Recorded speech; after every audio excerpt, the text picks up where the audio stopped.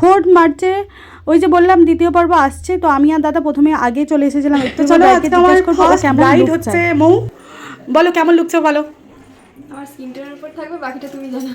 আচ্ছা, স্কিন টোনের উপর থাকবে, স্কিন টোনটা ম্যাচ করে করবো তাই তো? আচ্ছা ঠিক আছে, আর কোনো কিছু যদি বলার থাকে? আচ্ছা ঠিক আছে, চলো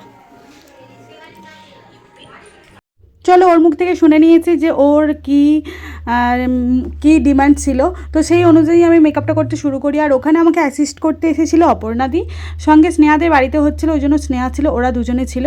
আমি ওদিকে মেকআপ করছিলাম আর ওরা হেয়ারটা ঠিক করছিল, হেয়ার ওড়না যেগুলো ছিল অর্নামেন্টসগুলো ওরা ঠিক করছিল।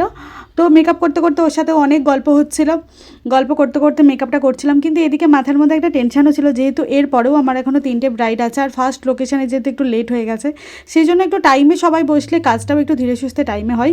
কিন্তু তাড়াতাড়ি বলেও যে ওদের স্পেশাল ডেটে আমি কাজ নিয়েছি যাই হোক করে ছেড়ে দেবো, সেটাও আমি নয়। আমি যতক্ষণ না নিজে স্যাটিসফাইড হই ততক্ষণ ক্লায়েন্টকে ছাড়ি না, যতক্ষণ না আমার মনের মতো হচ্ছে যে হ্যাঁ সব কিছুটা একদম পারফেক্ট আছে, তো ততক্ষণ পর্যন্ত আমি সেখান থেকে বেরোই না। তারপরে ওর লুকটা কমপ্লিট করে আমি ওকে জিজ্ঞাসা করে নিয়েছি, আয়না দেখিয়েছি, বাড়ির লোককে জিজ্ঞাসা করেছি যে কেমন লাগছে বলো।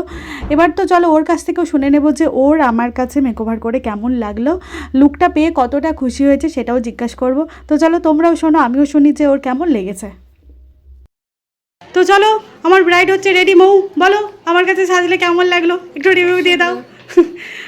খুব সুন্দর হয়েছে মনের মতো একদম। ঠিক আছে, চলো এবার চোখটা বন্ধ করো তো, তাকাও।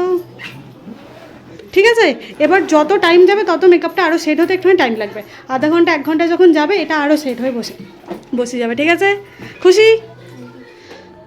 বলো গো কেমন লাগছে? তো আমার ফার্স্ট ব্রাইড তো রেডি, ওর লুকটাও খুব ভালো লেগেছিলো, নিজের পছন্দ হয়েছিল। তোমরাও জানাবে কেমন লাগছে। এবার আসি সেকেন্ড ব্রাইডের কাছে।